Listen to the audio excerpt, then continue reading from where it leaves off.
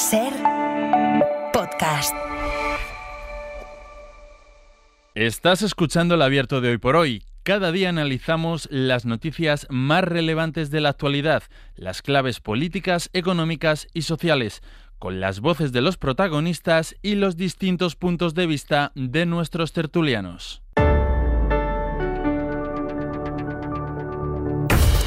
Tiempo para el análisis, tiempo para el abierto en esta mañana de martes, lluviosa, muchísima precaución, lo venimos repitiendo desde las 6 de la mañana, sobre todo en el área mediterránea, sobre todo en la Comunitat Valenciana, con avisos naranja en algunas zonas, en algunas localidades se han suspendido incluso las clases para los chavales, es decir, que muchísimo cuidado y estaremos actualizando en cualquier momento cualquier novedad que tengamos sobre la situación meteorológica en esa zona. Precaución, que es lo más importante. Por lo demás, ha sido una madrugada de muchísimas noticias, sobre todo que nos llegan de Estados Unidos, con la imposición de los aranceles que han entrado en vigor a las 6 de la mañana a Canadá y a México y a China. Ya hay respuesta de alguno de estos países y también del cierre del grifo de la ayuda militar de Estados Unidos a Ucrania después del episodio del viernes pasado de la humillación pública a la que fue sometido Volodymyr Zelensky en el despacho oval de la Casa Blanca. Iremos enseguida a todo ello porque hay muchísimo que analizar, pero vamos a ir a algo que acabamos de conocer hace muy poquito. Les contábamos a las 8 de la mañana, desde ayer conocíamos ya que se había cerrado el acuerdo, a la falta de algunos flecos, el acuerdo entre el Gobierno y Junts per Catalunya para delegar las competencias en materia de migración a Cataluña. Guillermo Lerma, hola de nuevo. Hola de nuevo, Ángels. No conocíamos la letra pequeña de ese acuerdo. Venimos contando en la SER que el texto recoge que el Govern podrá desarrollar una política migratoria integral. Entre otras cosas, la Generalitat tendrá capacidad para gestionar las devoluciones de extranjeros cuando tengan prohibida la entrada en España y los Mossos podrán tener tareas en el control de fronteras junto con la policía, en coordinación con la policía y la Guardia Civil. Sí, esa es una de las principales novedades de ese pacto, de esa proposición de ley para la delegación de competencias en materia de inmigración que ha sido registrada hace unos minutos, Ángels, de manera conjunta por PSOE y Junts, una iniciativa que otorga a la Policía Autonómica, a los Mossos, presencia en los puestos fronterizos de Cataluña. Es algo que pedía el partido de Puigdemont, aunque tendrán que trabajar, lo dice ese documento, en cooperación y colaboración con el resto de fuerzas y cuerpos de seguridad del Estado, es decir, con Policía Nacional y con Guardia Civil. Esta es una línea roja que venía manteniendo el Gobierno, asegurando que un control exclusivo de las fronteras por parte de los Mossos, como pedían los independentistas, sería inconstitucional. En concreto, a partir de la aprobación de la norma, Ángels, que tiene por delante ahora todo el trámite parlamentario, los Mossos asumirán competencias, por ejemplo, para gestionar las devoluciones de extranjeros cuando tengan prohibición de entrada a nuestro país. Además, también van a asumir algo que ya estaba previsto, la seguridad de los puertos, aeropuertos y otras zonas críticas. El Ejecutivo Autonómico también gestionará íntegramente los centros de internamiento de extranjeros. En la actualidad en Cataluña solo existe uno de estos lugares de retención de inmigrantes que se sitúa en la conocida como zona franca de la capital catalana. Pues bien, la Generalitat, a partir de la aprobación de la ley, asumirá la gestión de estos centros. Los detalles, Ángels, de este acuerdo se cerraron ayer por la tarde. Son 12 puntos que modifican muchos aspectos de la política de extranjería, desde la gestión de los permisos de residencia, esas devoluciones de extranjeros de las que hablábamos, pero también políticas de integración social, laboral y lingüística, o también la protección de las víctimas de trata y explotación de seres humanos, que empezará a correr a cargo de la Policía Autonómica Catalana. Para ello, esto es importante también, Ángels, el PSOE se compromete a aumentar en 1.800 efectivos la plantilla de Mossos d'Esquadra hasta alcanzar una cifra total de 26.800 agentes. El documento, eso sí, no establece un horizonte temporal para cumplir con ese incremento. En definitiva, y lo que dice ese documento es que el Gobierno cumple con el compromiso que tenía pendiente con la formación de Carles Puigdemont y en la práctica da a las instituciones catalanas una posición determinante en todas las fases de la relación de los inmigrantes con la administración. Se reconoce que a partir de la aprobación de esa norma, el Govern podrá desarrollar un modelo político propio en materia de gestión de la inmigración. Y ayer se hablaba de la posibilidad de que fuera Junts quien diera a conocer, quien hiciera públicos los detalles de este acuerdo. ¿Hay algún tipo de comparecencia prevista? Sí, a las 11:30, Ángels, está prevista una rueda de prensa del presidente del partido, de Carles Puigdemont, del secretario general, Jordi Turull, y de la portavoz de Junts aquí en el Congreso, Míriam Nogueras. Será una rueda de prensa en la sede de Junts en Barcelona a las 11:30. Ellos serán los primeros en explicar los detalles o la visión que tienen de ese acuerdo, y después será el Partido Socialista el que haga su propia explicación de ese pacto que han alcanzado esta misma mañana. Y entra en el Congreso en forma de proposición de ley, y como decías, ahora tiene por delante todo el recorrido parlamentario. Eso es, nos falta saber la urgencia que le van a dar los grupos parlamentarios a la tramitación de esta norma, pero sí, es una proposición de ley orgánica, necesita por tanto una mayoría absoluta, el apoyo de todos los socios parlamentarios del Ejecutivo para que se apruebe y salga adelante. Tiene por lo tanto semanas de tramitación que van a depender sobre todo de la urgencia que le quieran dar los grupos parlamentarios a la tramitación de esa norma. Y Guille, ¿despeja esto el camino de cara a los presupuestos? Bueno, va a permitir al gobierno empezar a hablar con Junts de los presupuestos. Digamos que ha desbrozado ese camino con la retirada de la iniciativa con la que Junts pedía que Sánchez se sometiese a una cuestión de confianza. La cuestión de las competencias en materia de inmigración era una cuestión previa, digamos, para que Junts empezase a hablar de presupuestos. Con Esquerra el camino también está desbrozado después de que la semana pasada se llegasen a esos acuerdos en materia de rodalías y de financiación. Pues el gobierno a partir de ahora puede empezar a hablar con los grupos independentistas, con los grupos catalanes y con el resto de socios de los presupuestos generales del Estado. Estamos en el mes de marzo. Ángels, había dicho el presidente que su intención era presentar las cuentas en el primer trimestre del año. Veremos a ver la agilidad que se da el Ejecutivo y el resto de grupos, porque también son conscientes los socios de que la aprobación de los presupuestos para el gobierno pues sería un balón de oxígeno importante para el Ejecutivo, y esa negociación también se prevé dura en cualquier caso. Es que al primer trimestre de año le quedan muy pocas semanas. Guillem, gracias. Hasta luego. Hasta luego. Presento a los analistas de esta mañana. Berna González Harbour, ¿qué tal? Muy buenos días. José María Lasalle, buenos días. Hola, buenos días. Y Eduardo Madina, muy buenos días. Hola, Ángels. Lasalle, con la letra pequeña de este acuerdo al que ha llegado el Gobierno con Junts per Catalunya para la delegación de competencias en materia de inmigración, que va a gestionar un gobierno socialista en Catalunya, porque es quien gobierna en Catalunya, Salvador Illa, miembro del Partit dels Socialistes de Catalunya. Y además con ese punto que era el más polémico de todos, que es esa presencia de los Mossos d'Esquadra en las fronteras, hasta ahora inexistente, y que va a trabajar en coordinación, dice el acuerdo, en coordinación y cooperación con la Policía y con la Guardia Civil. Bueno, pues precisamente esa colaboración y cooperación es la que matiza el traslado de una competencia que es exclusiva del Estado en todo lo que tiene que ver la gestión de las fronteras y particularmente la gestión de los movimientos migratorios y de la movilidad que tiene lugar alrededor de las fronteras, ¿no? Le permite a Junts resolver su principal preocupación, que es el avance de la extrema derecha independentista, Alianza Catalana, que está agitando precisamente el tema de la inmigración como uno de los temas estrella que pretende liderar en su confrontación con la derecha independentista, pero más templada, aunque de vez en cuando los decibelios que pone en el ruido con el que proyecta su debate político en Madrid, pues deja mucho que desear respecto a lo que fue la vieja Convergencia y Unió. Pero en cualquier caso yo creo que, como se dejaba entrever también en la pieza previa, ¿no? Esto allana bastante la posibilidad de cumplir con el objetivo de terminar la legislatura y tener presupuestos, aunque bueno, cosas veredes por el camino. Eduardo. Sí, bueno, yo creo que está muy bien enmarcado, ¿no? Por lo que ha dicho José María, porque creo que si cogemos un tema que está en el centro de este marco de época, pues seguramente sería la movilidad humana, las migraciones y las fronteras. Esto está convulsionando, tensionando y describiendo casi las relaciones de poder en muchos países miembros de la Unión Europea y seguro que luego hablamos del señor Trump. Este es un asunto central en la agenda de Trump. ¿Quiénes somos nosotros? ¿Quiénes son ellos? ¿Quiénes caben aquí dentro? ¿Y quiénes deben quedarse ahí fuera, ¿no? Si lo enmarcamos dentro de nuestro contexto constitucional, pues el artículo 149, creo que punto 2 de la Constitución dice que es una competencia exclusiva del Estado todo lo relativo a migraciones, inmigraciones, derecho de asilo y concesión de nacionalidad.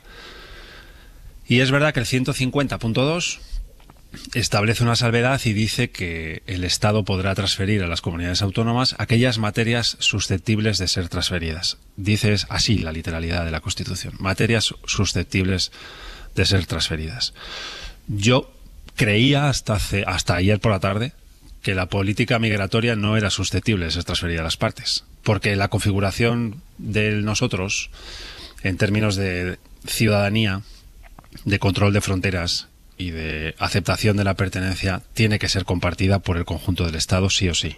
Otra cosa es que quepan mecanismos de colaboración, pero no de transferencia o de traslado de la responsabilidad sobre una competencia. Porque si esto obedeciera a una concepción estructural del Estado, seguramente la negociación se tenía que haber hecho con quien, decías bien, Ángels, gobierna actualmente en la Generalitat, que es el señor Illa. Pero la negociación se ha hecho con quien no gobierna, con quien está en la oposición, que además vive en una particular situación personal, porque está viviendo, si no recuerdo, entre Estrasburgo y Suiza, el señor Puigdemont.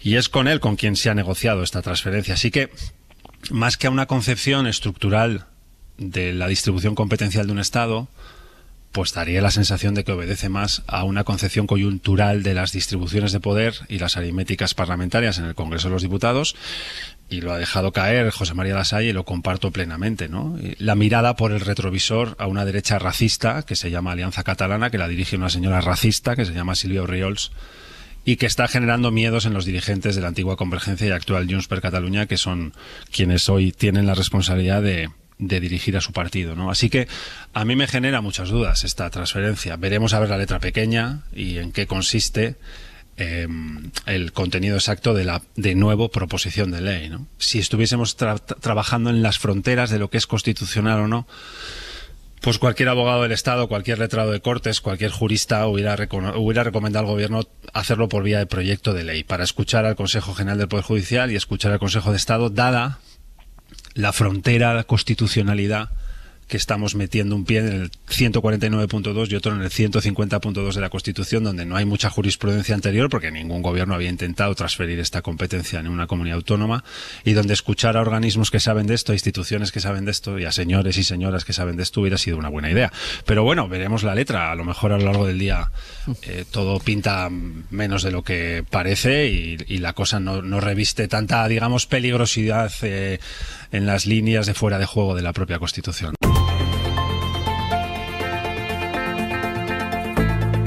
El Abierto. Ser podcast. En el Abierto, Berna González Harbour, José María Lasalle, Eduardo Madina. Estamos con el análisis del acuerdo alcanzado ayer entre el Gobierno y Junts para la delegación de competencias en materia de inmigración, que hemos empezado a conocer ya con detalle esta mañana, aunque será Junts la encargada, el partido encargado después de dar los detalles, registrado además en el Congreso en forma de proposición de ley, y con ese punto más polémico sobre la presencia de los Mossos d'Esquadra en las fronteras. Era lo que pedía la delegación de esas competencias, era la exigencia de Junts per Catalunya, y le ha sido concedido, insistimos, a pesar de que Junts per Catalunya no gobierna en Cataluña. Berna. Bueno, a mí me parece absolutamente criticable, me parece muy, muy extremadamente provinciano en estos tiempos en que Europa y el mundo afrontan unos retos que nos obligan a unirnos, a hablar de defensa común, a hablar de unificar políticas de ejércitos, de compra de armas, etcétera.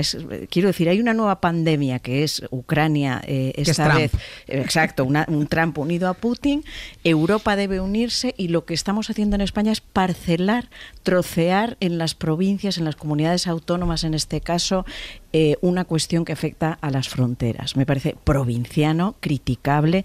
Entiendo que el Gobierno lo haga porque está a merced de estos señores que como habéis destacado, Edu y José María, vive este señor en Suiza o en Ginebra o donde sea, que ni siquiera gobierna, ni siquiera va a capitalizar esa competencia, pero me parece que va contra los tiempos y que nos retrotrae a eso, una mirada corta, muy corta, que Junts está imponiendo en este caso al gobierno que por otro lado pretende ser europeo, pro Ucrania, etcétera. Bueno, pues con cosas así no lo demuestra precisamente. Eso por un lado. Y por otro, que también lo habéis destacado, la inmigración. Es decir, es poner sobre la mesa, comprar el relato a la ultraderecha, que llega desde Trump, pasando por Argentina, pasa por diversos países europeos y aterriza en esa señora Silvia Orriols. comprar el relato, que nos impongan el relato de querer controlar esas entradas. No sé lo que significa devolución de inmigrantes si tienen prohibida la entrada. La verdad es que no sé qué significa. Estoy segura de que aquí hay mucha letra pequeña, muchas trampitas para que todo esto sea más difícil de lo que parece, ¿no? Pero el tema es que le han comprado el relato, Junts se lo ha comprado a la ultraderecha y el gobierno se lo ha comprado a Junts. Es así. Yo tengo bastante confianza en ella, ha demostrado ser un señor moderado, que está dirigiendo Cataluña hacia otro rumbo, que me gusta, que aplaudo, que abrazo, en tiempos, como digo, en los que se necesita más unidad, más miras largas que cortas, pero de vez en cuando nos dan estos soponcios de miras cortas que francamente creo que son absolutamente criticables. Lo que pasa es que sí se lo ha comprado por aritmética de poder, como decías tú, Edu. Sí. Decías, quiero pensar que es una concepción coyuntural, pero es una materia en la que no se debería ser así de flexible.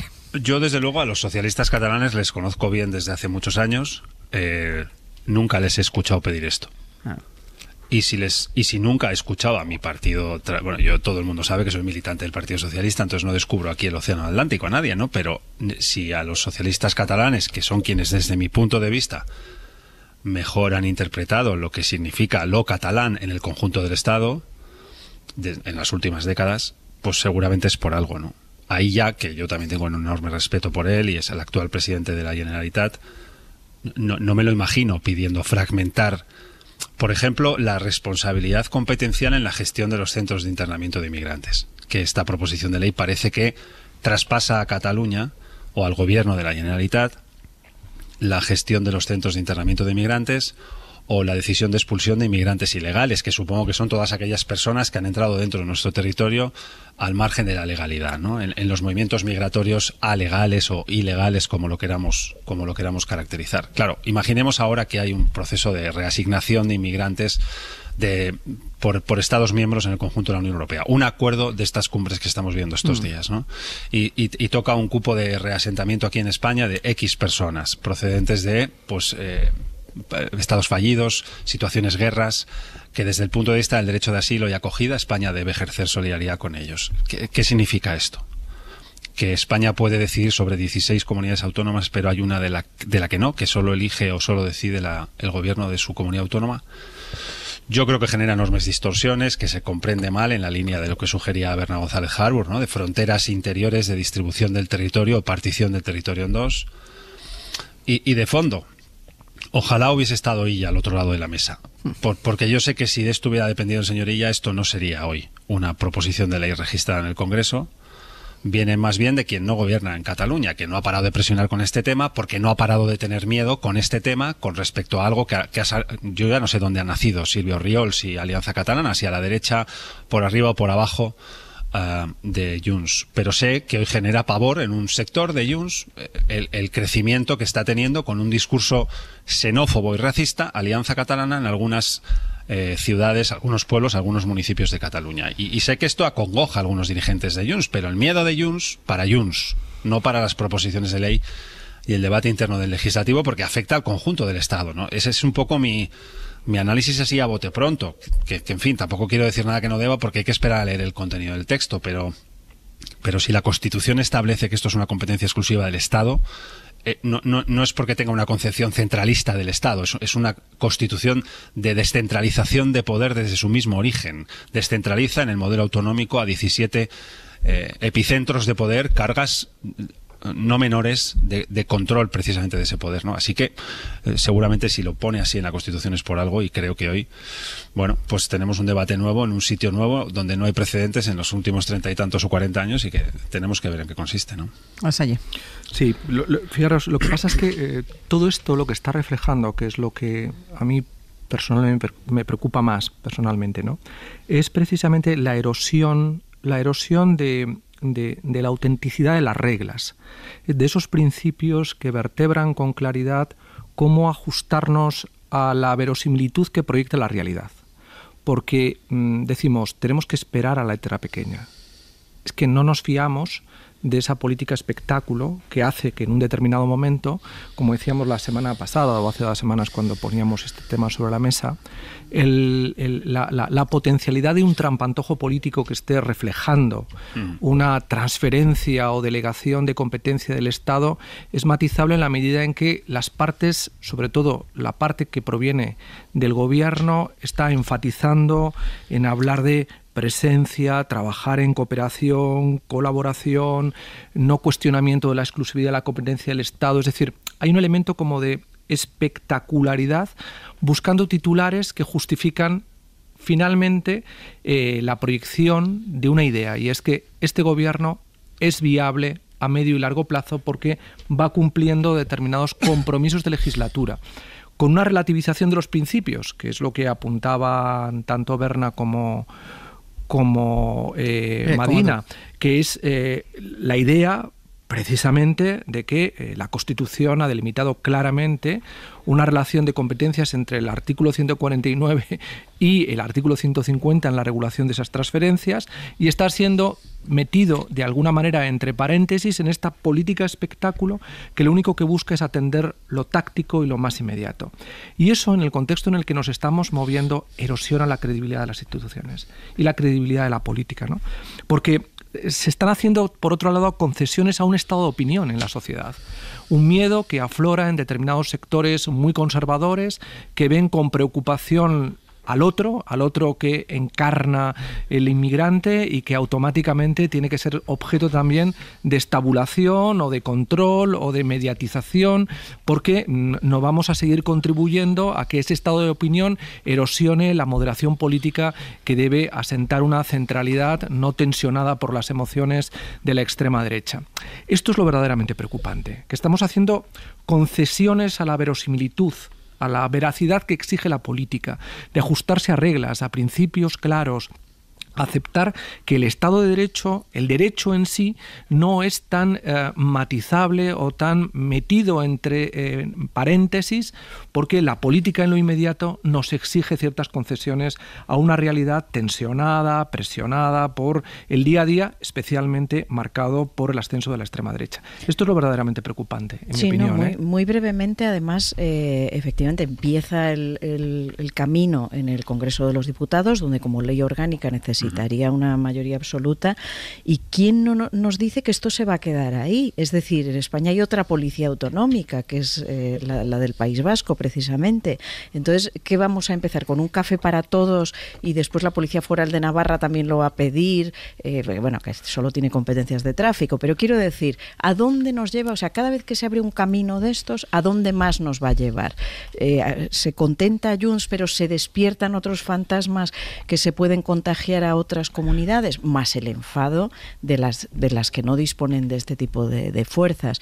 En fin, comprensible en el sentido de un gobierno en estado débil, vulnerable, que necesita vender parcelas de territorio, pero parcelas de principios creo que está vendiendo aquí, y sobre todo eso, en tiempos en que debemos unirnos, en que debemos tener miras largas, los focos de las luces largas, bueno, pues aquí estamos con las miras muy cortas. Será interesante escuchar cómo lo cuenta Junts, que además le dan la posibilidad de que sea Junts quien cuente los detalles del acuerdo, sobre todo porque la exigencia de Junts per Catalunya era el control exclusivo de los Mossos en las fronteras. Lo que se hace es, vía delegación, la presencia de los Mossos en coordinación y cooperación con el resto de fuerzas y cuerpos de seguridad del Estado, es decir, no es la transferencia de la competencia íntegra en las fronteras, pero habrá que ver cómo lo cuenta Junts, que esta también es otra. Lo interesante sería, si hay un acuerdo, a lo mejor que salieran los dos a la vez y que contaran si los dos tienen el mismo punto de vista de lo que refleja el papel. Pero bueno, esto lo conoceremos a lo largo de la mañana. Es la noticia a esta hora, el contenido de ese acuerdo entre el Partido Socialista y Junts para la delegación de competencias en materia de inmigración. Hacemos una pausa, a la vuelta iremos con lo que antes decíamos, la pandemia de Trump, porque las novedades de la madrugada llegan de los Estados Unidos.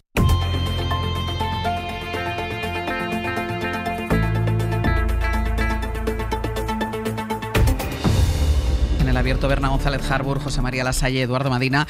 Vamos a lo importante es todo lo que ha pasado esta madrugada, porque después de ese encontronazo, esa humillación pública a Zelensky en el despacho Oval, Donald Trump eleva la presión sobre el presidente ucraniano para que acepte la negociación con Rusia. Esta madrugada, el presidente de los Estados Unidos ha ordenado suspender la entrega de ayuda militar estadounidense a Kiev hasta que Zelensky se retracte y acepte los términos que propone quien le ha llegado a llamar, recuerden, dictador. Pablo Morán, hola de nuevo. Hola de nuevo, Ángeles, ¿qué tal? Lo que hace Trump es congelar con efecto inmediato el envío de más de $1.000 millones en armas y municiones a Ucrania, para regocijo del Kremlin, evidentemente, que observa en silencio cómo se agranda todavía más la brecha entre Washington y Kiev y la brecha entre Washington y la Unión Europea.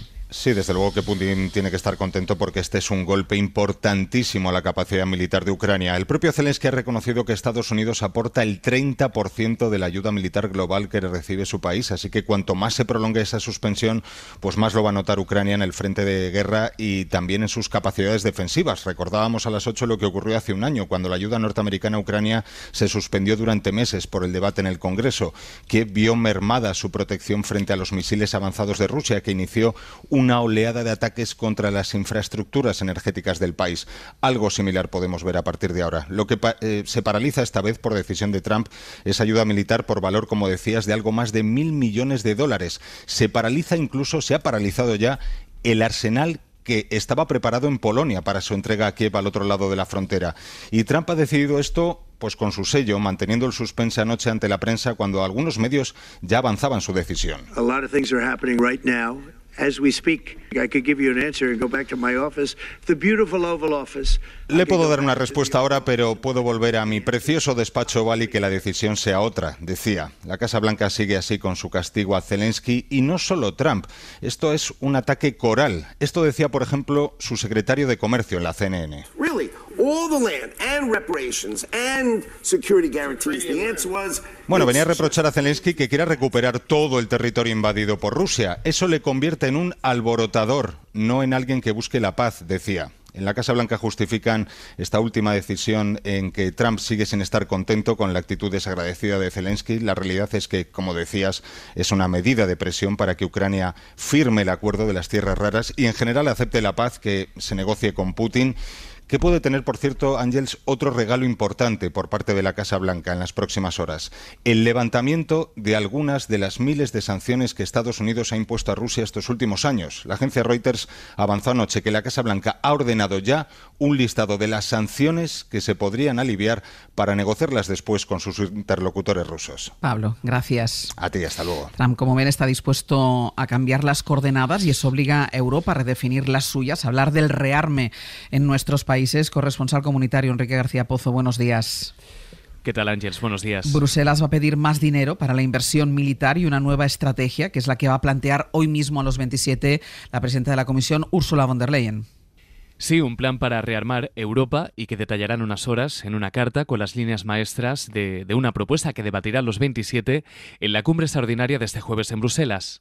We need a massive surge in defense without any question. We want lasting peace, but lasting peace can only be built on strength. Porque necesitamos una inversión masiva en defensa, sin ninguna duda, decía ayer Ursula von der Leyen. Y encima de la mesa, como ha venido avanzando en los últimos días, estaría la flexibilización de las reglas fiscales para facilitar ese gasto.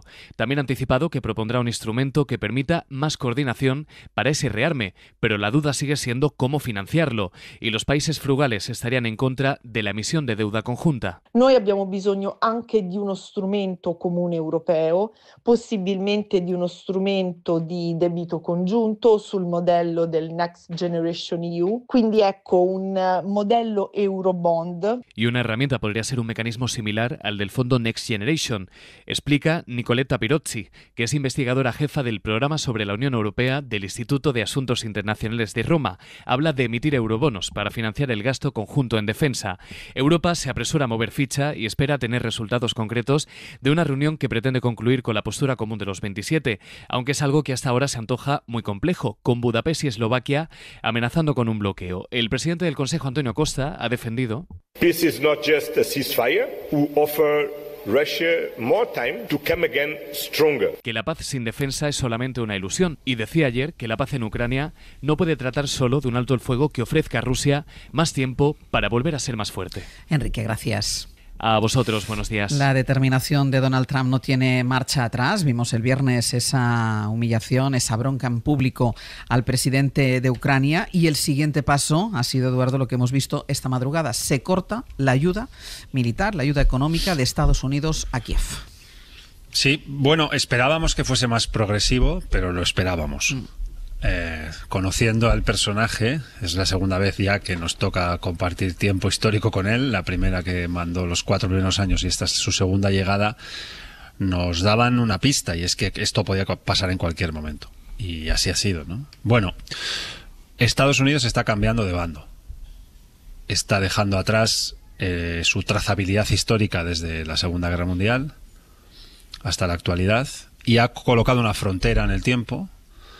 Y está marcando un antes y un después. ¿Será reversible en el futuro? Yo quiero pensar que sí. Que cuando el tiempo de Donald Trump pase, Estados Unidos volverá a la gobernanza ordenada a través de los organismos multilaterales, se resintonizará con su propia historia, volverá a ser un sistema político de naturaleza plenamente democrático, que como tal actúa aliada con las principales democracias del mundo contra las tiranías, y no un país cuyo gobierno, cuya administración en estos últimos 3 meses está dejando todo eso atrás para alinearse con las tiranías del mundo. Y una de ellas es la de Putin. Porque mientras Estados Unidos hoy corta a través de sus suministros, sus líneas de suministro defensivo a Ucrania, el apoyo para tratar de frenar una invasión de un país tercero sobre su territorio, que esto es lo que ha sucedido, Ucrania es el invadido, Rusia es el invasor, Irán y Corea del Norte siguen suministrando apoyo a Rusia para que continúe con su invasión. Así que están tratando de llevar a Zelensky, un país en la línea, Ucrania, un país gobernado por Zelensky, en la línea misma de frontera de la Unión Europea, a una rendición obligada por falta de suministros para poder seguir tratando de evitar esa invasión. Y llevar a Ucrania a una rendición quiere decir llevar a Putin a una gran victoria militar, de acoso y derribo a un país soberano y de amenaza sistémica a una región del mundo que es a la que pertenecemos los españoles, que se llama Unión Europea. Por tanto, el escenario que trata de dibujar Donald Trump no puede suceder. No sé cuál tiene que suceder. Sé que este no puede suceder. La cumbre de jefes de gobierno que hemos visto este fin de semana, ordenada por el primer ministro británico y junto con el primer ministro canadiense en la ciudad de Londres, da una esperanza. Y los mensajes de la presidenta de la Comisión, Ursula von der Leyen, dar también una esperanza. La Unión Europea ya no tiene más tiempo. El fantasma de las Navidades pasadas de hace 4 años atrás ha vuelto a la ciudad y ha llegado la hora de hacer las cosas como hay que hacerlas. Reducir dependencias de los demás, generar mayores capacidades en términos de seguridad y defensa y seguir teniendo una voz propia en defensa de un territorio que es el nuestro, de un modo de vida que es el nuestro y de una manera de concebir la ordenación política de los sistemas institucionales que es el nuestro, el democrático, y no tenemos mucho tiempo. Lasalle. Estoy totalmente de acuerdo con lo que dice Edu. La verdad es que yo creo que nos asomamos a un escenario en el que Europa tiene que ponerse las pilas a la hora de construir su soberanía y su autonomía estratégica si quiere realmente garantizar un escenario viable para ella misma. Porque de lo que estamos hablando es de eso. Es decir, en estos momentos nos hemos quedado solos, estamos realmente desamparados de la protección tradicional que Estados Unidos brindó a Europa y que nació de la constatación después de la Segunda Guerra Mundial de que Europa no era viable en su diseño si no tenía a Estados Unidos detrás, y ahora mismo tenemos que enfrentarnos solitarios a un escenario que realmente abracadabrante, porque por un lado Estados Unidos incluso nos está sometiendo a una presión buscando doblegar la propia institucionalidad europea para no perder Europa, pero someter a Europa a unas condiciones y a unas reglas de juego distintas, que es convertirnos en una asociación de estados títere de la política exterior de Estados Unidos, porque Estados Unidos no puede en su conflicto geopolítico global con China perder Europa, sería un error estratégico de primer grado, pero es verdad que lo que está buscando es convertir a Europa en una criatura absolutamente títere de los intereses políticos norteamericanos, que además están sujetos a una mirada geopolítica que es muy distinta a la que tradicionalmente republicanos y demócratas han venido manteniendo desde la Segunda Guerra Mundial para acá, o incluso me atrevería a decir desde el periodo entre guerras o incluso antes, sí, previo a la Gran Guerra, ¿no? Es decir, hay un desalineamiento histórico de Estados Unidos con su tradición. Para conseguir esto, Europa necesita, pues como decía hace un momento, ponerse las pilas, y eso significa incrementar su gasto en defensa, asumir unos derroteros geopolíticos que nos cuesta muchísimo interiorizar, porque la construcción de Europa después de la Segunda Guerra Mundial era ser portavoces de la paz, claro, entre comillas. Y ahora de pronto nos tenemos que convertir otra vez en defensores del viejo aforismo romano de si vis pacem para bellum, si quieres la paz, prepárate para la guerra. Y eso nos provoca una tensión estructural, ¿no?, en nuestra propia psicología, porque es apostar por el thanatos que llevó al nacionalismo, a la violencia, es de pronto permitir que un país como Alemania, que todos sabemos la responsabilidad que ha tenido histórica en en las dos últimas guerras mundiales, sea en estos momentos el país que más gaste en defensa. Y que lidere además la política de defensa europea, y que subordine estratégicamente esa política, desplazando a Francia en el papel rector que tenía en el eje franco-alemán histórico después de la Segunda Guerra Mundial. Y eso a muchos les pone nerviosos, con razón hasta cierto punto, ¿no? Pero este es el contexto al que nos enfrentamos. ¿O realmente Europa afronta una política de rearme, dentro, evidentemente, de una mirada inteligente en esa aproximación al rearme, o sencillamente los hechos nos llevarán, y con esto termino, a un contexto muy parecido al periodo entre guerras? El derrotismo frente a la violencia que las tiranías proyecten en un determinado momento sobre las democracias aboca a escenarios todavía peores. Y eso es lo que pasó después de ver cómo Inglaterra y Francia cedían ante el chantaje de la Alemania de Hitler o la Italia de Mussolini en Austria, en Checoslovaquia, en Etiopía, y esa es la realidad que tenemos que aprender e interiorizar. Bueno, fijaos que cuando Putin atacó Ucrania y la invadió, se generó un movimiento positivo, que fue que Suecia y Finlandia se adhirieron a la OTAN. Ahora, cuando Trump se ha sumado a Putin, se está generando otro movimiento positivo, y es que Reino Unido y Canadá están haciendo bloque con la Europa occidental. Bueno, esto es una acotación al margen. Antes hablaba yo de Trump y la pandemia. La pandemia a la que nos enfrentamos es que Trump efectivamente se ha aliado con Putin. Es hora de que dejemos nuestro pasmo y afrontemos esta realidad. Trump se ha aliado con Putin, le está levantando sanciones, va a ser el siguiente shock de la siguiente madrugada, va a ser el fin de las sanciones a Rusia, mientras pone aranceles a sus aliados. Entonces, ¿qué debemos hacer? Esto es como una pandemia, como fue la pandemia de la COVID, y ante ella la Unión Europea, que primero trastabilló así un par de semanas o 3 o 4, de repente forjó una política que implicó compra masiva de vacunas de forma unitaria, y después puso en marcha fondos de hasta 800.000 millones de euros. Uh-huh. Es decir, Europa tiene que hacer ahora lo mismo, es decir, esto es una pandemia, estamos acorralados entre Rusia y Estados Unidos, pero esto es Europa, esto no es Sudán, esto no es Argelia, o sea, esto es un continente, una potencia a la que además Reino Unido está volviendo en estos términos y bajo estos principios, sin dudarlo ni un segundo, Canadá también, y debemos reaccionar. Y debemos armarnos, y debemos aportar tropas, debemos olvidar el espíritu de Guerra Fría, debemos olvidar el espíritu que ha marcado nuestras generaciones en las últimas décadas, y esa es nuestra desgracia, pero será la forma de defendernos de Rusia, porque si no, Rusia continuará.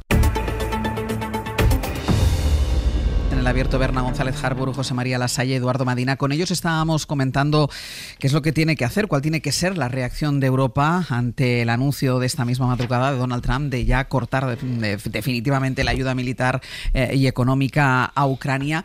Decía Berna, Europa tiene que actuar como cuando la pandemia, es decir, hubo unos días, unas semanas, o no, pocos días yo creo de titubeo y después ya empezó a actuar de manera unida Europa.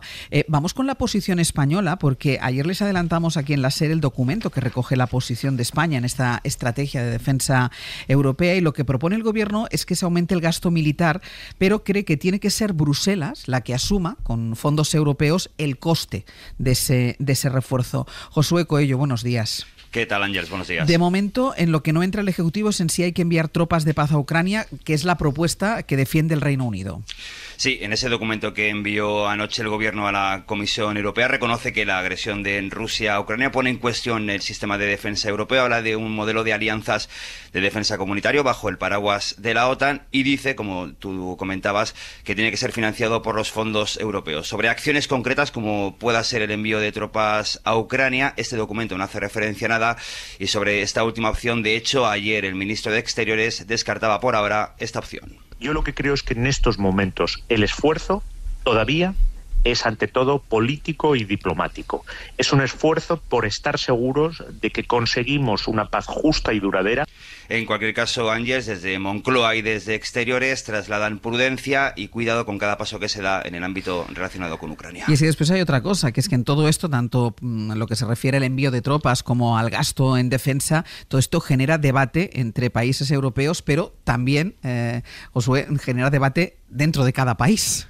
Sí, y aquí en el caso español al gobierno le va a tocar sudar y mucho los acuerdos con el resto de partidos políticos. Por ejemplo, el Partido Popular sí que apoya la prudencia que el gobierno está dando con este paso, defiende la soberanía de Ucrania. Eso sí, ayer Feijóo decía que Sánchez tiene que comparecer en el Congreso para dar explicaciones. ¿Qué recursos va a destinar? Si España va a formar parte o no de la coalición de voluntarios. Creo que Sánchez no debe de seguir acudiendo a foros internacionales y comprometiendo a la postura de España sin que tenga la autorización del Congreso de los Diputados. Entre los socios del Ejecutivo, Sumar, por ejemplo, esquiva la pregunta sobre si incrementar o no el gasto en defensa y habla de un proyecto de ejército europeo. Más concretos son en Podemos, dicen que no al envío de tropas, no al incremento de partidas presupuestarias en defensa y no a la OTAN. Pablo Fernández. Por eso reivindicamos la salida de España de la OTAN, porque es imposible tener autonomía política y estratégica estando inmersos en una organización dirigida por un individuo que es un delincuente y que es un fascista y que ha demostrado, insisto, que no le importa nadie ni nada más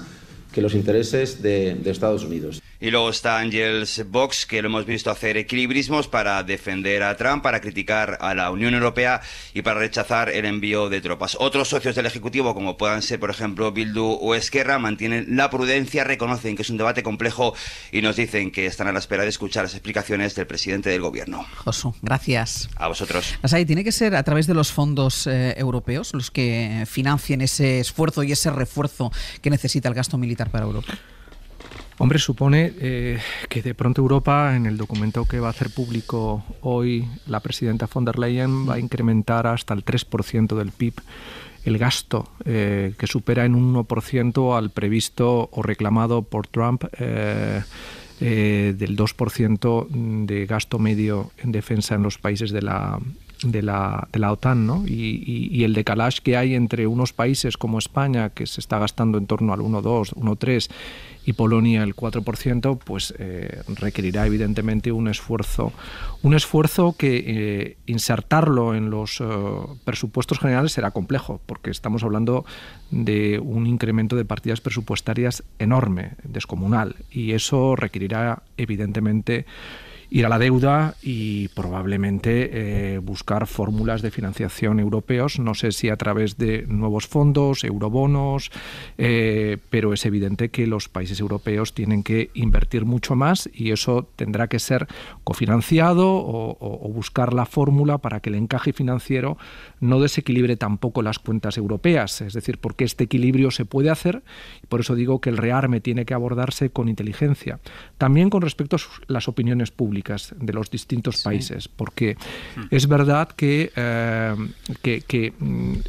no todos reaccionamos igual ante la amenaza. Se ha cambiado el eje de configuración de Europa en la sensibilidad de norte a sur, a este a oeste. Y cuanto más lejos estás de la presión rusa, más difícil es convencer a la opinión pública nacional de que hay una amenaza exterior presionando gravemente sobre la autonomía estratégica de Europa, ¿no? Pero yo creo que eso también requiere una pedagogía, por eso es también importante los debates en el Congreso de los Diputados, es importante que la oposición que aspira a ser gobierno sea informada y conozca realmente cuál es la posición del gobierno al respecto. Y yo creo que también es importante no solamente el rearme, sino la coordinación geopolítica. Es decir, aquí no se trata de que todos estemos gastando lo mismo en las mismas cosas. Hace falta, evidentemente, fomentar la integración. Hemos utilizado la estructura de la OTAN para afrontar esa relación de coordinación en los distintos frentes y las distintas líneas de acción cooperativa en la defensa europea, pero ahora, sin Estados Unidos como parte fundamental, esa estructura de cooperación tiene que hacerse desde Europa, y eso requiere evidentemente también pensar cómo vamos a ir desempeñando nuestros roles y nuestras funciones en la defensa europea. A lo mejor España no tiene que hacer una apuesta tan grande en compra de carros de combate, pero sí en fragatas o sí en fuerza naval, y así los distintos países, y ver cómo se coordinan las estrategias de compra para que la armonización de la defensa sea también una parte fundamental de esa estrategia de rearme que necesitamos, porque vamos a tener que estar gestionando la salida de la guerra de Ucrania. Pero es verdad que Ucrania estará en mejores condiciones para negociar con dignidad en su relación con Rusia si tiene detrás a una Europa potente, dispuesta a garantizar su autonomía y su soberanía en esa negociación. Edu. Sí, yo creo que hay un contexto de fondo y otro de coyuntura. El de fondo es que en las últimas 4 décadas nuestra región del mundo, Europa o la Unión Europea, ha generado al menos 3 dependencias que están más que claras. Una, de naturaleza productiva. Tenemos dependencias con Asia, China y sus países satélites en términos de producción. 2, energéticas.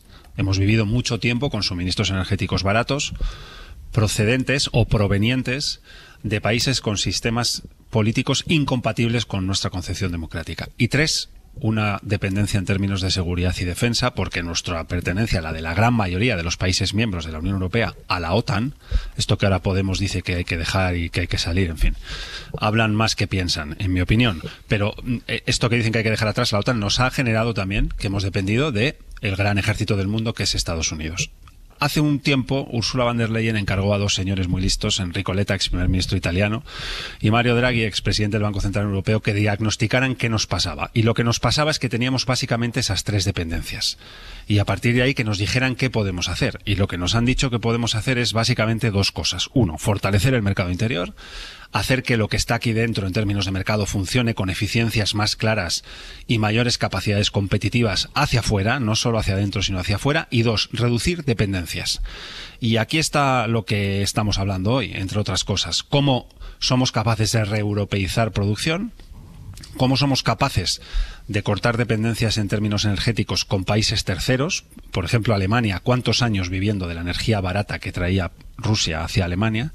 Y 3, cómo fortalecemos en términos de seguridad y defensa. La vía de los eurobonos es una vía perfectamente útil. Pedimos dinero prestado al mercado para financiar la subida en términos de autonomía, de seguridad y defensa de una Unión Europea que ya no puede depender de los gobiernos de Estados Unidos, porque a veces en los gobiernos de Estados Unidos hay dirigentes con concepción multilateral y con concepción de liderazgo, de democracia, y otras veces llegan personas como Donald Trump que creen que no, que la Unión Europea si deja de existir, mucho mejor. Así que esos 3 elementos están ahora en la mesa de los... Cada vez que se reúne el Consejo de Jefes de Gobierno de la Unión Europea, se ha discutido en la Cumbre de Londres, se discutió hace 2 semanas en la Cumbre de París, y es el elemento central, es subir nuestras capacidades para no depender del gobierno de Estados Unidos, mejorar nuestras capacidades productivas para no depender de países terceros y aumentar nuestras capacidades de suficiencia energética para no depender de países terceros. Este es el corazón del debate de la Unión Europea.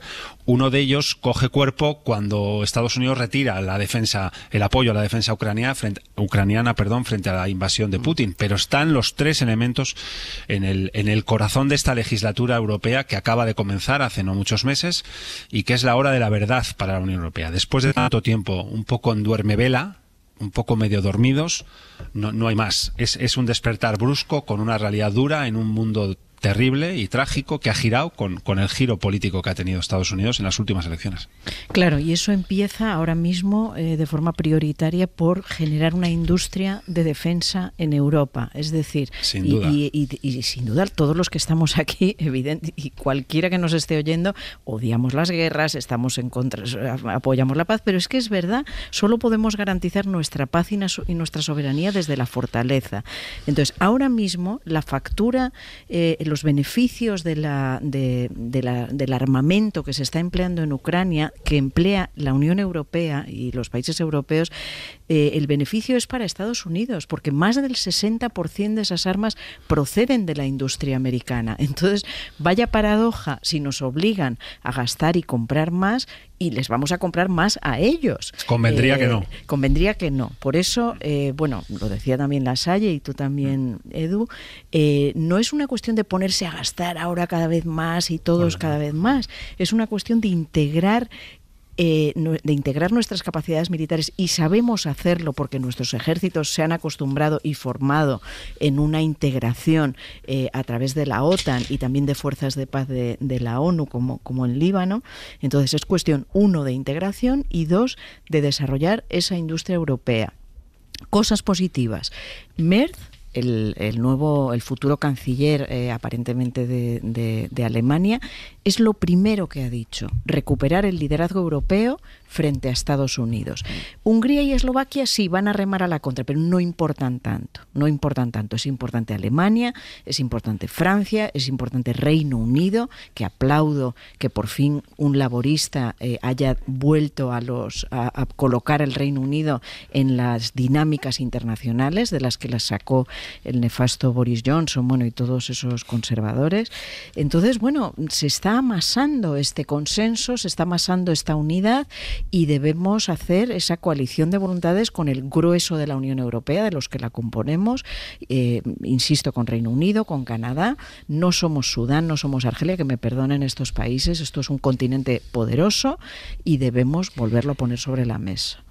Sí, solo un detalle, porque al final el negocio de la guerra que Estados Unidos también ha estado impulsando estos años hace que, por ejemplo, ahora en las medidas que ha tomado Trump, suspenda la ayuda más inmediata de armamento convencional, hable de que suspende también la cobertura en la guerra, por así decirlo, ciber, con todo lo que ello implica, pero sin embargo no suspende la ayuda satelital, que es importante. Menos porque mal, además es clave. Pero que es curioso, porque es SpaceX quien está prestando cobertura de wifi a las tropas que están combatiendo en la primera línea del frente, que requieren el wifi para el uso de los dispositivos tecnológicos que coordinan los disparos de la artillería con rayo láser, que permiten los trajes de combate de las tropas que están sensorizados y que en todo momento están reportando información a la retaguardia.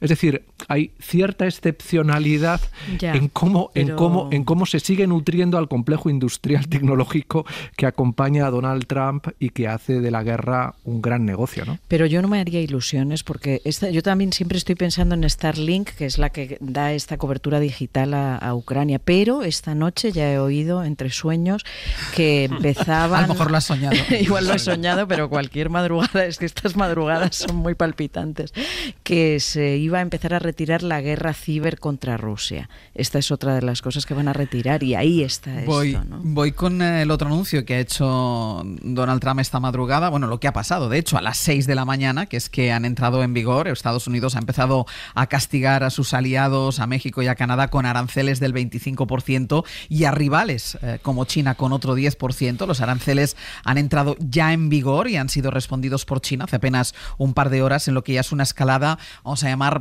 bélica-comercial. Javier Ruizola de nuevo. ¿Qué tal, Ángels? Hagamos cuestionario rápido de a qué afecta y qué significa todo esto. Pues Trump encarece un 25% de todo lo que recibe de México, esos son vegetales, textiles, coches, y otro 25% lo que recibe de Canadá, salvo su energía, que se encarece solo un 10%. Por poner en perspectiva, Ángels, 1 de cada 3 productos que entran en Estados Unidos desde esta madrugada, desde las 6 de la mañana, ya es un 25% más caro. ¿Qué significa esto? Pues para Canadá, un golpe letal. El 20% de sus exportaciones dependen de Estados Unidos. Eso significa que Canadá va a crecer menos, entre un 2 y un 2,5% menos, y que tiene en riesgo 1 millón de puestos de trabajo, la mitad en la industria del automóvil. ¿Y para México? Pues para México esto es absolutamente arrollador. La mitad de su PIB depende de la relación comercial con Estados Unidos, así que esto la va a colocar en recesión y efectivamente millones de paro también aquí en automóvil y en agricultura. Así que esto significa, Ángels, vender más caro. Por tanto, crecer menos significa más precios, más inflación y menos crecimiento. Esto para los países a los que se impone el arancel, pero ¿y para Estados Unidos qué puede suponer? Porque esta madrugada ya ha habido respuesta de China. Pues para Estados Unidos esto significa exactamente lo mismo, porque en estas guerras arancelarias solo hay perdedores. Estados Unidos dice que todo el mundo se va a mudar a Estados Unidos, que van a construir allí y que eso va a disparar el empleo. Incluso si eso pasara, que la doctrina económica jamás ha probado que esto pase, que los aranceles den lugar a empleo. Esto no se ha probado jamás, pero incluso si eso pasara, tardaría años en ocurrir. Así que, a corto plazo, ¿qué significa esto para Estados Unidos? Que los americanos son desde esta madrugada más pobres. Cuesta más comprar y además van a vender menos, van a exportar menos. ¿Por qué? Porque China, efectivamente, como estabas contando tú, acaba de gravar un 15% los productos americanos, un 15% de aranceles al pollo, al maíz, al algodón y otro 10% adicional a la soja, el cerdo, frutas, vegetales. Desde la comida hasta las camisetas, hasta los iPhones, todo es más caro ya desde esta madrugada, todo más caro para un consumidor, que esto se entiende muy sencillo si miramos algún producto concreto, Ángels. Por ejemplo, un coche. Un coche se va a encarecer entre 3.000 y 12.000 dólares por vehículo. ¿Sabes quién lo sabe mejor? Las marcas. General Motors, Ford, Stellantis han pedido esta madrugada una exención urgente a Trump, diciendo, por favor, déjenos fuera de esta guerra. Claro, es que esta madrugada los mercados ya han comenzado a temblar con esta entrada en vigor de los aranceles. ¿Cómo han recibido la noticia? Claro, los mercados lo que se dedican es a poner en precio de hoy lo que va a pasar mañana. A descontar el futuro a precio de hoy. Bueno, pues todas las bolsas están descontando esto, que se va a vender menos y que vamos a crecer menos. El Nasdaq se ha pegado un bofetón, Ángels, el tecnológico, del 2,6%. Lleva una caída del 9% desde que gobierna Trump. El Standard & Poor's ha caído un 2%. El Dow Jones, que es el industrial, un 1,5%. Pero es que las bolsas asiáticas, que son las bolsas exportadoras, también se han venido abajo. Hong Kong ha caído un 2%, Nikkei ha caído un 1%. Para la gente que piensa, uy, estas cosas qué complicadas, te voy a dar uno que es mucho más divertido. El termómetro, que es el Trumpmómetro. Este es el cuánto habla Trump de la bolsa. En su primer mandato, Ángels, a estas alturas, Trump había hablado de la bolsa y de cómo él era el milagro económico de la bolsa. Él había hablado 156 veces. ¿Sabes cuántas veces lleva esta vez? Una sola mención, señal de que algo evidentemente no va bien. Iba a decirte una o ninguna. Y el problema de esta escalada, Javier, es que va a ir a más, ¿no? Porque lo que se ha aplicado esta madrugada, lo que ha entrado en vigor a las 6, es solo el principio. ¿Qué calendario de aranceles está por venir? Claro, lo peor de todo es, estabais comentándolo, que en lo bélico Estados Unidos ha virado contra sus aliados. En lo comercial también. Está castigando a sus aliados, a sus alianzas. Ha castigado a México, ha castigado a Canadá. Y el siguiente castigo es Europa. Esto es lo que viene contra nosotros. El 12 de marzo, aranceles al acero y al aluminio.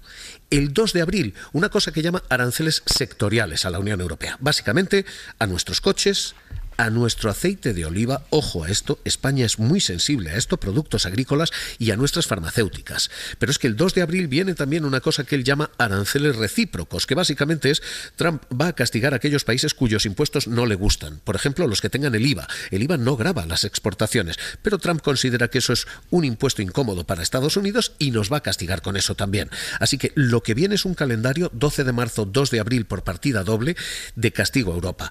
Y el problema es el que estamos viviendo, Ángels. Escalada, fractura institucional y y una nueva etapa de nacionalismo económico que socava el orden de la posguerra mundial, de instituciones como la Organización Mundial de Comercio, y que sobre todo está generando otro nacionalismo económico, el de el otro lado, porque en Canadá esta madrugada en Ontario hemos escuchado esto. If they want to try to annihilate Ontario, I will do everything, including cut off their energy.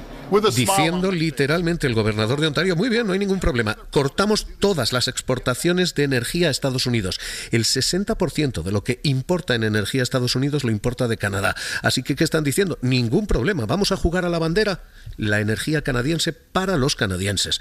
En fin, que no es que estemos ya en guerra, Ángels, que estamos en guerra, estamos en escalada bélica y vuelve el nacionalismo. Estamos como creíamos que habíamos superado el siglo pasado. Aquí solo hay grados de derrota.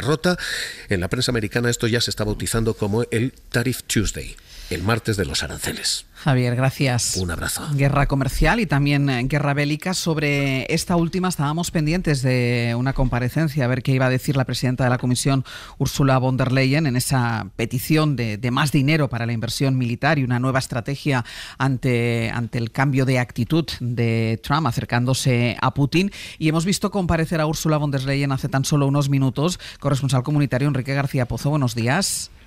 Hola de nuevo, Ángels. ¿Qué ha dicho? Pues se propone 800.000 millones de euros, esa es la cifra que propone la presidenta de la Comisión para su plan para rearmar Europa. Y una de las recetas o una de las líneas maestras de ese plan de rearme europeo que acaba de avanzar en una declaración ante la prensa pasa por más flexibilidad fiscal. Anuncia la activación de la cláusula de escape del Pacto de Estabilidad que permite a los Estados miembros gastar más en defensa si quieren, sin que compute para el déficit. Además propone un nuevo instrumento de préstamos que proporcione hasta 150.000 millones de euros en préstamos a los Estados miembros para inversiones en defensa. And this is why we will propose to activate the national escape clause of the Stability and Growth Pact. Decía la presidenta de la Comisión que tras las últimas cumbres, como la de Londres, como la de París, concluye que Europa debe estar ya en la era de rearmamento. Europa debe estar preparada para actuar y apoyar a Ucrania, pero también para tener más responsabilidad con nuestra propia seguridad. Estas medidas forman parte de la carta que enviará Ursula von der Leyen a las capitales, a los 27 líderes, a lo largo de la mañana. Enrique, gracias. A vosotros. Y un último asunto, volviendo a qué casa que quiero comentar con vosotros, y es la defensa que sigue haciendo, defensa con algún matiz, que sigue haciendo Alberto Núñez Feijóo, el presidente del Partido Popular, de Carlos Mazón, a pesar de que a medida que vamos conociendo más datos, o a medida que él va dando a conocer más datos, pues hay muchas más contradicciones. El último ya saben que fue la hora de su llegada al CECOPI, a partir de ahí su cuestionamiento ha sido todavía mayor. David Junquera, buenos días. Hola, buenos días. Lo que hizo ayer Alberto Núñez Feijóo es señalar al gobierno autonómico y al gobierno central como responsables de la mala gestión de la DANA, pero ahí incluyó esa curiosa defensa de su líder regional, porque dijo que al igual que el gobierno central, la Generalitat Valenciana también cometió errores en la gestión de la DANA. Sí, hace unos minutos en el Mobile en Barcelona he evitado hablar de nuevo del tema, pero ayer no hubo que perseguirle micro en mano. Feijóo quiso atajar a su manera la crisis Mazón y por ello ayer se plantó delante de la prensa por iniciativa propia, dispuesto a responder un par de preguntas, dispuesto a dejar claro que para él nada ha cambiado. La postura del Partido Popular es una postura clara desde el primer instante y por consiguiente no vamos a cambiar cada 10 días de postura, eso se lo dejamos al Partido Socialista. Esto significa que Mazón seguirá de momento al frente, no hay otro remedio, pero lo hará con nuevos apercibimientos por parte del juez de silla, de su jefe de filas. Feijóo ha hablado con el presidente. El teléfono azul sonó en la sede del Consell. Génova no da detalles de la llamada, pero en el entorno del varón valenciano, aunque niegan que le haya reclamado el cese, reconocen la petición para que baje el perfil, se centre en la reconstrucción. De ahí que ahora Mazón esquive a la prensa y de ahí este recadito que soltó el mandamás popular. Creo que ni la Administración Central ni la Administración Autonómica han estado a la altura. Sánchez y Mazón a la par a la hora de gestionar el día de la tragedia, aunque según Feijóo con claras diferencias a la hora de manejar el día después. Creo que ninguno de los gobiernos ha estado a la altura. Hay uno que ha pedido perdón, que es lo que procede, y hay otro que está lleno de soberbia y lo que está haciendo no es la reconstrucción de Valencia, sino intentar erosionar al gobierno de la Comunidad Valenciana. Eso no El es jefe normal. de la oposición acusa a Sánchez de algo fuerte, de no querer que salga bien la reconstrucción, y dice que no aceptará lecciones del Ejecutivo Central. El día de las riadas, la directora general de Protección Civil a un viaje a Brasil, un secretario de Estado de Medio Ambiente en Cali, la vicepresidenta en París y el presidente del gobierno en la India, comprenderá usted que lecciones ninguna. Feijóo no respondió de forma clara a las preguntas sobre la continuidad de Mazón ni dijo qué había sentido al ver a su imagen entrando en el CECOPI cerca de las 8:30. En el cuartel general del PP sigue el cabreo y hay algo que evidencia el estado de las cosas, Ángels. Desde que lidera el partido, Feijóo siempre ha ido a las fallas y este año, salvo sorpresa, la semana que viene se va a ahorrar la visita, se va a ahorrar una crema particular con su varón en horas bajas. Junquera, gracias. A vosotros. Feijóo no ha ido a las fallas y tampoco ha aparecido en ninguna de las actividades falleras. Las de hoy están suspendidas por el temporal. Tampoco ha acudido el presidente de la Generalitat Valenciana, que esto sí que es completamente anormal. Escuchábamos a David Junquera, como decía, desde Génova le recomiendan que evite a la prensa. Claro, lo que pasa es que están en pleno temporal en la Comunitat Valenciana y lo que está haciendo ahora Mazón es evitar a la prensa para seguir dando explicaciones de la gestión de la Dana del 29 de octubre, pero sobreactuando en la gestión del actual temporal, con fotografías, con declaraciones. Estamos muy pendientes. Yo he cancelado mi agenda esta mañana, tenía un acto en Cheste y lógicamente lo hemos aplazado. Ahora vendrá, que creo que está aquí ya el conseller de emergencias, que nos pondrá al corriente de la cuestión. Se mantiene el nivel de emergencia 0 en la provincia de Castellón, en la provincia de Valencia y en el norte de la provincia de Alicante, de tal manera que vamos a ver la evolución porque puede ir cambiando a lo largo de la mañana. Y de fondo, la voz de alguien que pide su dimisión. En febrero el paro bajó en 6.000 personas y el empleo recuperó el pulso, registrando 100.000 trabajadores más. Estefanía Salvatierra. Sí, después del batacazo de enero, la Seguridad Social gana 100.000 cotizantes en febrero. Si lo ponemos en contexto, es una cifra considerable, muy a tener en cuenta, porque aunque es similar a la que ya vimos el año pasado, desde el año 2007 no se registraban tantos trabajadores en un mes de febrero. España cuenta en este momento con 21.200.000 cotizantes. ¿Quién tira del empleo? Los profesores, la hostelería y la construcción. Este sábado es 8M, 8 de marzo, y llegamos a esta fecha con 10 millones de mujeres cotizando en la Seguridad Social, suponen casi el 50% del total de ocupados. Pero, Estefanía, ¿qué pasa con el paro? Porque se reduce, sí, pero a un ritmo muy inferior al de los hombres. Muy inferior, sí. En febrero, fíjate, el paro se redujo en casi 6.000 personas. Pues bien, tan solo el 8% eran mujeres. Solo 477 personas que han abandonado las listas del desempleo en febrero eran mujeres frente a 5.900 hombres. En términos de ocupación, el empleo femenino crece más rápido que el masculino, con cambios importantes en las profesiones de alto valor añadido, es decir, las relacionadas con la ciencia y la tecnología. Por la mínima, pero aquí, Ángel, somos más. Y esto ayuda a reducir la brecha de género porque los salarios son más altos. Estefanía, gracias. Hasta luego.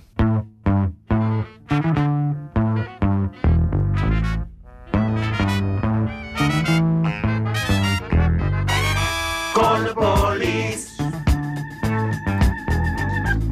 Call the police. Es que me liáis, porque luego yo no sé si se trata de una publicidad o sois vosotros dos, Pepe y Sergio. Buenos días. Aquí nos somos para muy sastre y el otro sastre. ¿Qué música es esta? La música es una canción bellísima. Pero es que está a punto de salir el cuerpo de baile. Parece que en algún momento vaya a salir. No, ellos dos se van a poner Somos a bailar. el Ballet Zoom, la nueva versión del Ballet Zoom. Bueno, luego explicamos por qué es lo de la policía, que nadie se asuste. Para empezar, Comando Norte, con Aitana Castaño y Nacho Carretero. Vamos a hablar del mayor enemigo que tenemos de la humanidad ahora mismo. Vamos a hablar de papeles, de trámites, de facturas, de papeleos, de burocracia. De cartitas que llegan al buzón. De cartas que llegan y no son para un extraño, sastre. Yeah. Bueno, lo vamos a hacer porque vamos a hablar en realidad de la importancia de los gestores en nuestra vida. Vamos a tener a Pablo Martínez, que es gestor, que me dicen además que es coach emocional, que no es un valor menor, para afrontar todo lo que os he contado de papeleos, facturas, trámites y tal. Vale. La importancia de los gestores en nuestras vidas. Sí. Después, mis experiencias hoy podría llamarlo también la dupla 2, porque son dos. Viene Teresa y Paloma, las primeras policías locales de Cádiz, promoción del año 81. Ah, qué bien. 2 policías en mis experiencias. Y después nos metemos en el jardín con Eduardo Barba. Vamos a hablar de la recogida. Bueno, primero lo voy a dejar para el final de la recogida. Acolchado de las plantas, alfileritos o Flor de las Viudas, es una flor, para que lo entiendan los tertulianos, morado Podemos, ¿vale? Y tenemos la recogida de frutos del cuncuá. ¿Pero las hemos recogido ya o hay que recogerlos? No, se va a recoger ahora. Yo me comí una la semana pasada sin que... Están buenísimos. No lo sabe Sebe ni Eduardo, pero yo me zampé una. Mira, pues no descarto yo desayunar kumquat hoy. Sí, y sobre todo lo más importante, los oyentes, que está Severino mirándome ahí con una mirada tremenda, pues bueno, los oyentes, 900, 100, 800, dudas sobre el jardín, sobre las plantas, sobre lo que quieran, a Eduardo Barba, 900, 100, 800, llamen ya. Venga. Y después con Martín Bianchi, 15 minutos de fama, hablaremos del concierto de Jennifer López en Abu Dhabi, con algunos asistentes, Juan Carlos I y su nieto Froilán, casualidad. ¿Fue el concierto de Jennifer López? Los dos. ¿El rey emérito? El rey y el nieto. ¿Casualidad? ¿Sí? No lo creo. Y luego vamos a hablar de cine, porque todo el foco lo va a poner Martín Bianchi en Claudia Babel, que es una actriz, se ve que muy buena, de cine para adultos. No tiene un Goya ni un Oscar, pero sí muchos seguidores, me cuentan, relacionados con el mundo del fútbol. Iker Casillas, Sara Joaquín, bueno, de eso un poco hablamos también. Vale, ¿no has interpelado a Madina hoy? A Madina no le... las tradiciones, Es claro, es que yo estaba esperando a ver qué tema podía interesar. El concierto de Les Chance. Bueno, sí, te podía haber interpelado por el tema de la música, porque de esta película de estas actrices tú esto no lo ves, Madina. No tengo ni idea, compadre. No tengo ni idea, claro. Hombre, del mayor enemigo de la humanidad que habéis citado llevamos hablando una hora. Eso sí. Berna González Harbour, José María Lasalle, Eduardo Madina. ¿Y la canción por qué era? Perdona. Llama a la policía. Tenemos a dos policías. Vale. Claro, era de buscar las 7 diferencias. Pero vamos, era complicado. Bueno, una canción que dice llama a la policía, vienen dos policías, tampoco lo veo, que es una locura. Berna González Harbour, José María Lasalle, Eduardo Madina. Hasta la semana que viene. Adiós. Para no perderte ningún episodio, síguenos en la aplicación o la web de la SER, Podium Podcast o tu plataforma de audio favorita.